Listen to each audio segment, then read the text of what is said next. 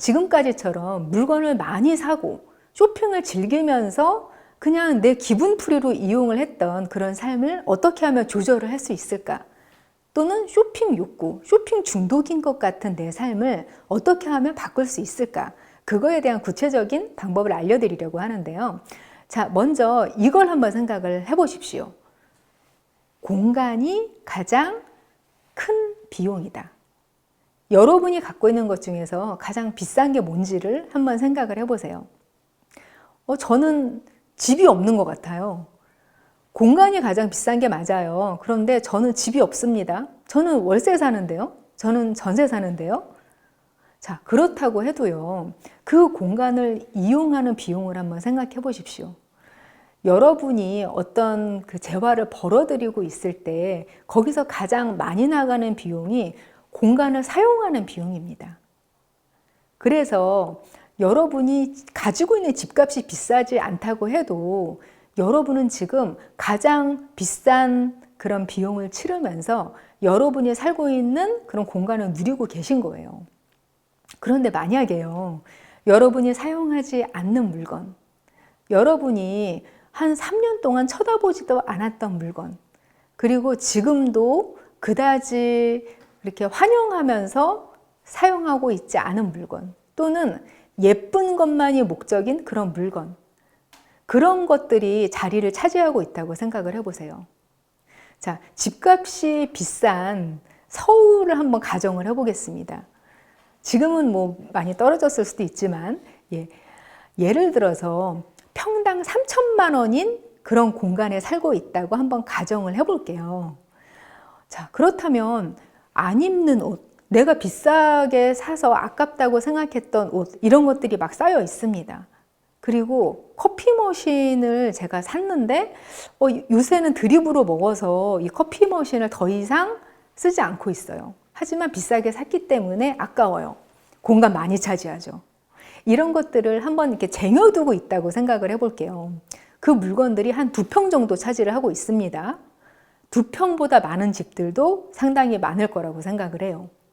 그렇다면 6천만 원짜리 공간을 내가 사용하지 않는 물건, 내가 별로 애정도 없는 물건에 그대로 내어주고 있다는 의미일 수 있어요. 자, 그리고 두 번째는요, 옷 정리가 사실은 우리에게 가장 큰 숙제 중에 하나입니다. 왜냐면은요, 옷은 우리가 접근하기에 가장 쉬운 그런 물건 중에 하나고요.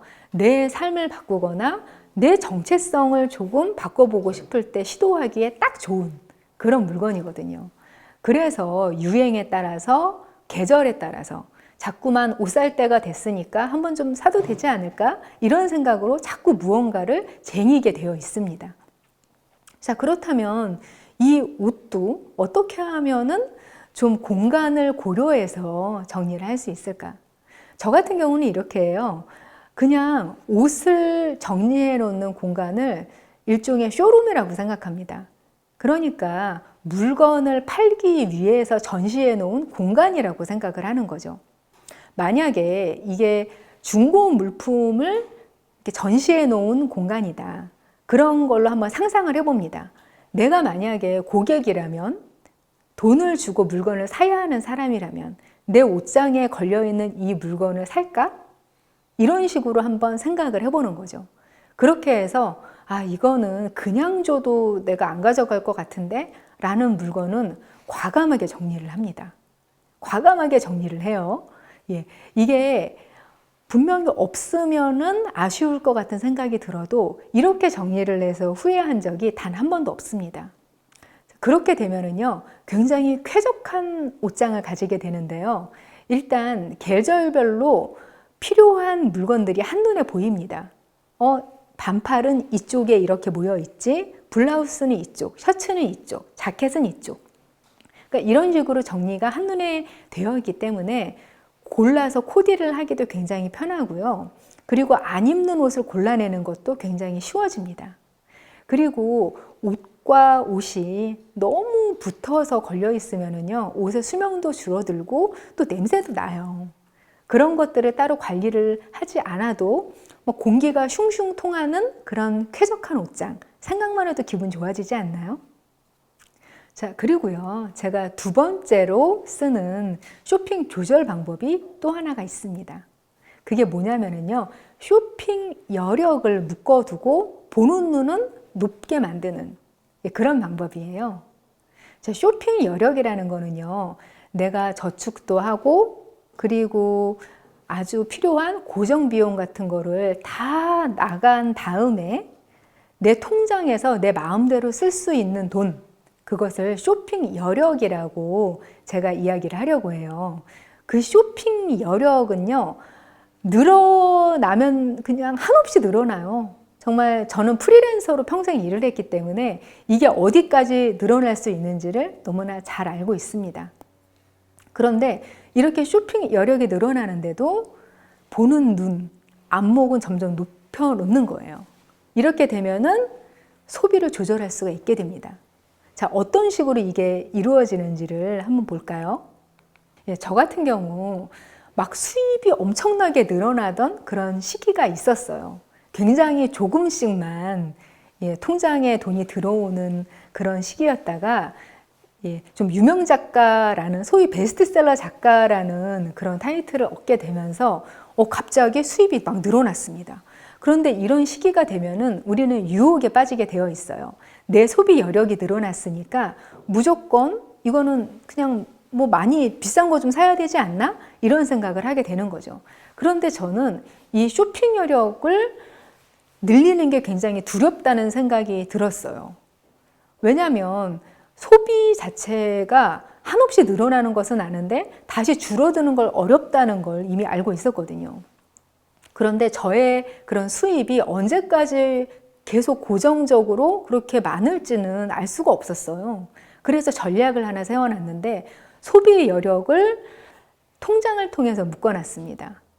일단 대출을 받아서 좀 고정 자산을 그때는 마련해놨고요. 너무 무리되지 않게 그런 식으로 해놔서 대출을 이렇게 갚는 식으로 목돈이 생기면 그런 식으로 재정을 좀 설계를 해놨어요. 그렇게 해놓고 또한 또 대출이 있음에도 불구하고 적금을 들어놨어요. 이런 식으로 해서 고정적으로 나가는 그런 돈을 정해놓은 거예요. 그래서 제가 쓸 수 있는 돈을 묶어놨죠. 그런데 반면에 또 이런 면이 있었어요. 내가 이 정도는 그래도 열심히 일을 해서 번 사람이 되었으니까 조금 더 쓸 수 있는 그런 사람이지 않을까라는 기분만 느껴보고 싶은 거예요. 그래서 저는 제가 그 당시에 굉장히 관심이 있었던 인테리어, 이런 쪽으로 조금 많은 것을 보고 다녔습니다. 그래서 전시장이나 아니면은 유명한 그런 인테리어나 또는 생활 예술품을 만드는 그런 작가들 전시회도 가고 또 여러 가지 행사에도 가보고 또 최신 인테리어 트렌드를 반영하는 모델하우스 같은 것도 구경 한번 가보고 이런 식으로 뭔가 좋은 것들을 많이 보고 그걸 취미로 삼았어요. 그랬더니요, 이 인테리어에 있어서 보는 눈이 너무 높아진 거예요. 그래서 어설프게 돈을 쓰지 못하는 사람이 되었습니다. 자, 의자를 한번 예를 들어볼게요. 제가 의자를 하나 사고 싶다는 생각을 하면요. 자, 그러면 의자 하나 사는데 돈이 얼마나 들까요? 라고 생각을 해봤을 때 저는 이렇게 대답을 할 수가 있어요. 5,000원에서 5천만 원까지요. 이렇게 대답을 할 수가 있어요. 굉장히 가격대가 다양한 곳이 바로 인테리어입니다. 그래서 싸게 살려면 얼마든지 그냥 뭐 오픈 마켓에서 살 수 있지만 또 오리지널로 그 예술가들이 만든 그런 작품 이런 걸 살려면 수천만 원, 그 이상까지도 될 수 있는 게 바로 인테리어 소품들이거든요. 그래서 저는 그 5천만 원짜리 의자에 취향은 가 있어요. 그렇지만 절대로 5천만 원짜리 의자를 살 만큼의 소비 여력은 안 되죠. 이렇게 되면 어떤 일이 벌어지냐면요. 나는 돈이 없어서 의자를 못 사는 게 아닌 사람이 되는 거예요. 그냥 내 수준에 맞는 의자를 아직은 찾지 못했을 뿐이야 라는 것 때문에 쉽게 아무 의자나 사지를 못합니다. 대신에 살면서 운이 좋으면은 이런 물건을 발견할 수가 있어요. 그 5천만 원짜리 의자의 감성을 반영했는데 50만 원짜리 의자가 있네? 이러면은 재빨리 그 물건을 알아보고 사서 평생 만족하면서 그걸 살 수가 있어요. 이런 식으로 조절이 되는 겁니다. 자, 제가 또 하나 퀴즈를 내드릴게요. A라는 사람과 B라는 사람이 있습니다. A라는 사람은요, 쇼핑을 참 좋아해요. 그래서 윈도우 쇼핑도 많이 하고요. 여러분이 아이 쇼핑 이렇게 많이 부르시는 거요. 그걸 많이 하는 사람이고요. 그리고 B라는 사람은 쇼핑을 너무너무 싫어합니다. 이 두 사람의 소비 여력이 같다고 한번 가정을 해볼게요. 자, 누가 더 돈을 많이 쓸 것 같으세요? 제가 1초 드릴게요. 한번 생각해 보세요. 쇼핑을 좋아하는 A, 쇼핑을 싫어하는 B, 누가 더 돈을 많이 쓸까? 소비 여력은 같은데. 자, 정답을 말씀드리면요. 똑같습니다. 사람은요, 소비 여력이 같으면은요, 그 소비 여력까지 맥스, 꽉 채워서 무조건 돈을 쓰게 되어 있습니다. A 같은 경우는 쇼핑을 좋아하니까 그 소비 여력이 만약에 100만 원이라고 하면 그 안에서 열심히 옷도 사고 뭐 먹을 것도 사고 하겠죠. 그런데 발견을 합니다. 막 윈도우 쇼핑을 하다가 자기가 좋아하는 걸 싸게 파는 순간을요. 그래서 예쁜 옷, 그리고 본인에게 잘 어울리는 옷을 한 3-4벌을 사는 거예요. 자기의 소비 여력 안에서. 자, 그런데 쇼핑을 싫어하는 B를 한번 가정해 볼게요. 아무리 쇼핑을 싫어해도 쇼핑이 필요한 순간은 우리 삶에 얼마든지 옵니다. B 같은 경우에는 중요한 그런 면접 자리가 생겼어요. 그래서 정장이 갑자기 필요해진 거예요. 평소에 옷에 별로 관심이 없어서 어떤 정장이 나한테 어울리는지, 그리고 어떤 옷을 무난하게 입을 수 있는지 이런 걸 전혀 모르고 그냥 무조건 백화점으로 달려갔습니다. 급하게. 자, 그렇다 보니까 뭘 사야 될지 모르겠어요. 호객 행위를 가장 잘하는 것 같은 능숙한 판매원이 있는 매장으로 어찌어찌 들어가게 됩니다. 그리고 거기서 점원이 권해주는 요즘 가장 인기가 좋다는 그런 옷을, 그런 정장을 한 번에 100만 원 주고 사오게 됩니다. 그런데 그 옷을 이틀 후 면접 때만 한 번 입고 다시 못 입어요. 자, 이런 식으로 이런 식으로 쇼핑이 이루어지게 되는 겁니다. 그렇게 되어서 A와 B가 소비 여력 끝까지 사용을 하게 되는 거죠. 자, 이렇게 되면은 이왕이면 쇼핑에 대해서 좀 더 자기 철학이 있고 관심이 있고 잘하게 됐을 때 조금 더 소비 여력 안에서 훨씬 알차게 소비를 할 수 있겠죠. 자, 만약에 내가 쇼핑을 싫어하는 사람이다. 그런데 좀 더 현명하게 쇼핑을 하고 싶다. 이런 생각이 있다면요. 조금 다른 전략을 세워볼 수도 있어요. 예를 들어서 중저가 아니면은 중가 매장, 나에게 가장 이미지가 어울리는 그런 매장을 한번 수소문해서 찾아보시는 거예요. 그리고 거기서 마네킹에 세팅을 해놓은 그대로를 다 머리끝부터 발끝까지 그냥 벗겨 오시는 겁니다. 주기적으로. 그렇게 하시면은요, 내가 그렇게 신경을 쓰지 않고도 얼마든지 나에게 어울리는 그리고 오랫동안 소진할 수 있는 그런 좋은 물건을 사실 수 있게 되는 거예요. 그러니까 조금 단축시킬 수 있는 나름의 방법을 한 번만 찾아 두시면은 나중에 굳이 그때마다 신경을 쓰지 않아도 여러분만의 쇼핑 루틴을 만드실 수 있다는 거죠.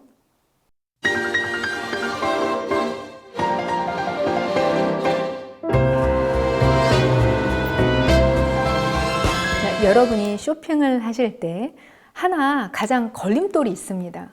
바로 유행. 바로 이거죠. 유행? 따라갈까 말까? 남들 다 사는 건데 나도 이것 좀 해야 되지 않을까? 아니면 너무 줏대없어 보여.